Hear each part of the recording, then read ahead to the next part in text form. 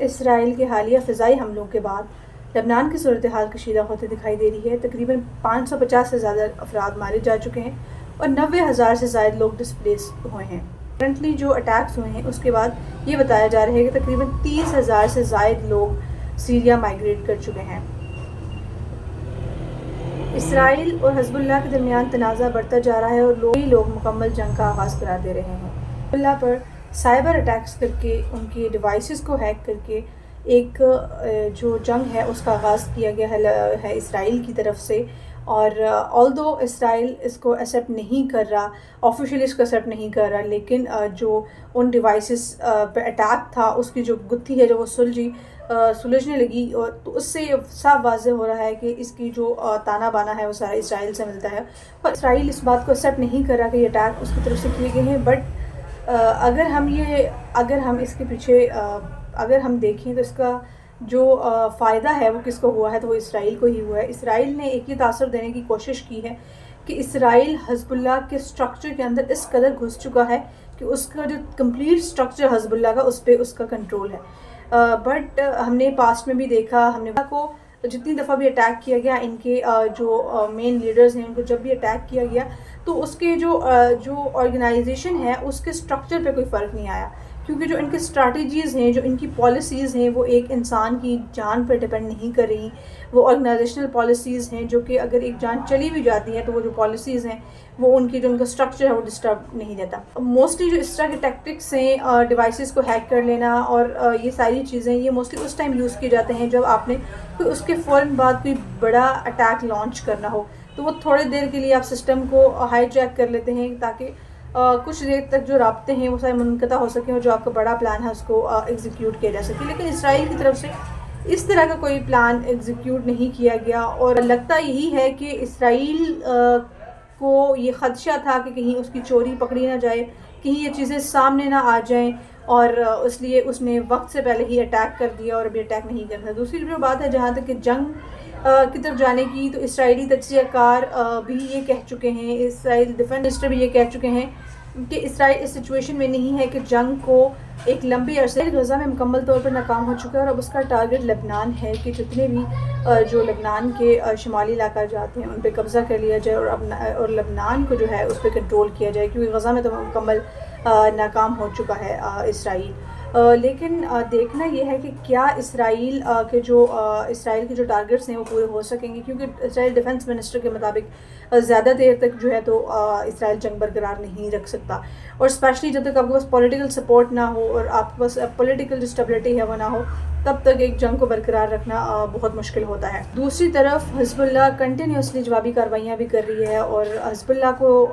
Destroy کرنا، completely ختم کرنا اسرائیل کے لیے اتنا آسان نہ ہوگا۔ امریکہ جیسی طاقتیں آج تک اس کا خاتمہ نہ کر سکی، کیونکہ جو ان کی اسٹریٹجیز ہیں وہ بندے پر ڈیپینڈ نہیں کر رہی۔ جس طرح سے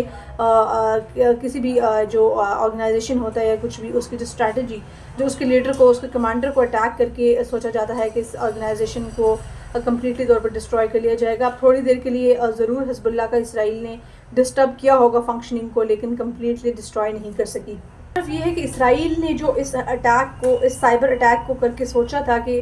جو حزب اللہ کے کمانڈرز ہیں یا حزب اللہ کو جو نقصان وہ پہنچا سکے گی، وہ اسرائیل اس کو نہیں پہنچا سکی۔ کی جو بھی اسٹریٹجی تھی، جس لیول پہ وہ حزب اللہ کو نقصان پہنچانا چاہتا تھا، اس لیول پہ تو نہیں پہنچا سکا، اور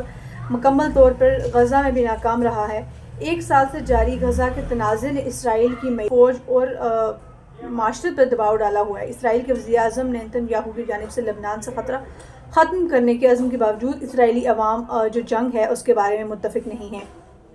اگر اسرائیل نے زمینی حملہ کیا تو حزب اللہ گوریلا جنگ کی طرف جو حکمت عملی ہے یا جو اسٹریٹجی ہے گوریلا وار کی، وہ اسٹریٹجی یوز کر سکتی ہے، جس سے یہ جنگ طویل اور تباہ کن ہو سکتی ہے، اور مزید یہ جو خطہ ہے پورے اس خطے کو لپیٹ میں لے گی۔ حزب اللہ کے پاس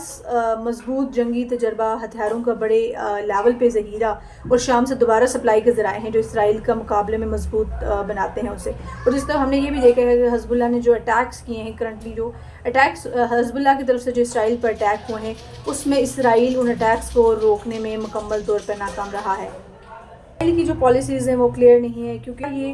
جو پولیٹیکل انسٹیبلٹی ہے اس سے توجہ ہٹانے کی کوشش ہے، یا فوج کی ساخت کو دوبارہ بحال کرنے کا طریقہ ہے۔ زمینی جنگ کا آغاز اسرائیل کی کمر مکمل طور پر توڑ کے رکھ سکتا ہے۔ موجودہ تنازع نے پورے خطے کو اپنے لپیٹ میں لے لیا اور ایک خطرے میں ڈال دیا۔ اگر یہ تنازع بڑھتا ہے اس کا اثر نہ تو صرف لبنان اور اسرائیل پر بلکہ پورے مشرق وسطیٰ پر ہوگا۔ عام طور پر امریکی انتظامیہ نے اسرائیل کے حوالے سے کوئی واضح پالیسی اور واضح موقف اختیار نہیں کیا جس نے اسرائیل کو مزید جارحیت کا موقع فراہم کیا ہے۔ انتظامیہ کی تمام تر وارننگز کو نظر انداز کیا اور لبنان پر اسرائیل نے حملے جاری رکھے۔ حالیہ حملوں میں اسرائیل نے لبنان میں 500 سے زائد افراد کو ہلاک کیا اور ایک ہی دن میں کیا، جس میں خواتین اور بچے بھی شامل تھے۔ یہ حملے ایک انسانی المیہ ہے اور عالمی برادری کا اس بارے میں خاموشی اختیار کرنا خطے کے لیے انتہائی خطرناک ثابت ہو سکتا ہے۔ تجزیہ کاروں کے مطابق جو بائیڈن انتظامیہ کی جانب سے اسرائیل کو مسلسل حمایت فراہم کرنے کا اعلان اور جو مسلسل ایک سپورٹ رہی ہے، اس کا مقصد اندرونی سیاست میں فائدہ حاصل کرنا ہے۔ بائیڈن گورنمنٹ جنگ بندی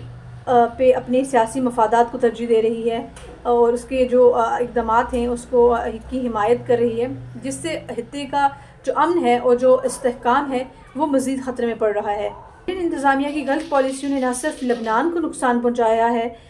بلکہ پورے مشرق وسطیٰ کے امن کو خطرے میں ڈال دیا ہے۔